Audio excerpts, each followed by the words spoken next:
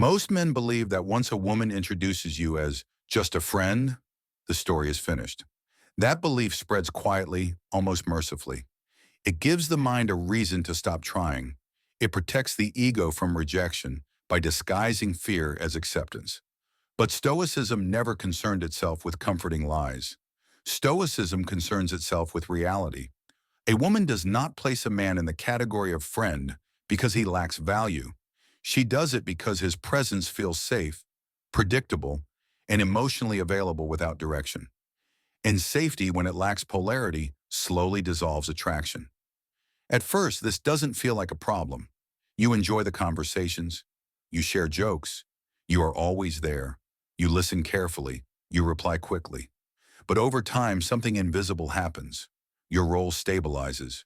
And once a role stabilizes, desire stops moving. This is where most men make their fatal mistake. They believe the solution is to give more. More attention, more listening, more emotional labor. Stoicism teaches the opposite. It teaches that desire grows in the presence of restraint. The moment you stop orienting your life around her reactions, something subtle begins to shift. Not dramatically, not loudly, but internally. Your energy slows. Your words become fewer. Your responses feel grounded instead of eager. You no longer rush to fill silence. Stoicism is not emotional coldness. It is emotional command. When you stop responding instantly, when you stop absorbing every emotional fluctuation she offers, you create space.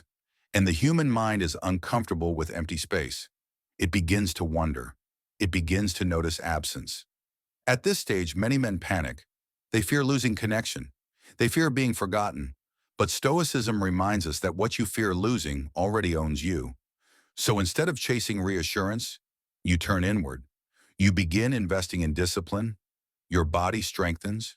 Your routines sharpen. Your days become fuller. Your life begins to move forward without waiting for permission. You are no longer available by default. You are available by choice. And she notices not because you announce it, but because presence always reveals itself without explanation. Something else changes quietly. You stop becoming the emotional dumping ground. You stop listening endlessly to stories about other men. Not with anger, not with bitterness, but with boundaries. Boundaries are not punishments, they are signals. They communicate that your energy is valuable, and value is attractive. When you speak to her now, you don't hover, you don't linger, you don't explain yourself repeatedly. You invite and you move. This is where companionship transforms into leadership. There comes a moment when honesty is required, not the desperate honesty of confession, not the emotional outpouring that seeks validation, but calm truth. You let her know that you see her as more than a friend, not because you need her approval, but because self-respect demands clarity. Your voice remains steady, your posture remains relaxed, your expectations remain detached. You speak once, and then you stop. What happens next is critical. If she hesitates and you rush to reassure her, attraction collapses. If she pulls back and you argue, attraction evaporates. If you attempt to convince her, you communicate weakness without words.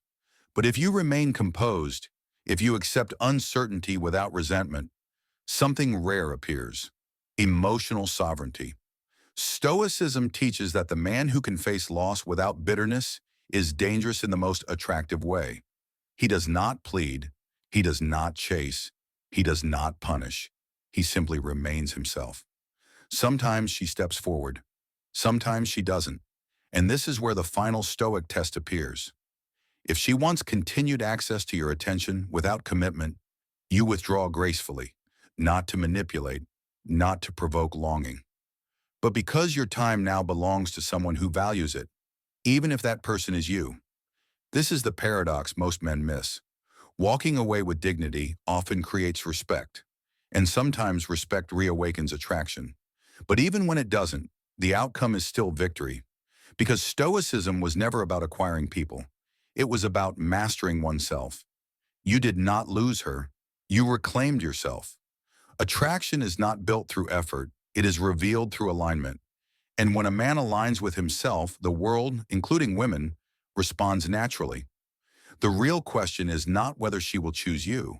The real question is whether you would still respect yourself if she doesn't. That is where Stoicism begins, and that is where real masculinity is formed.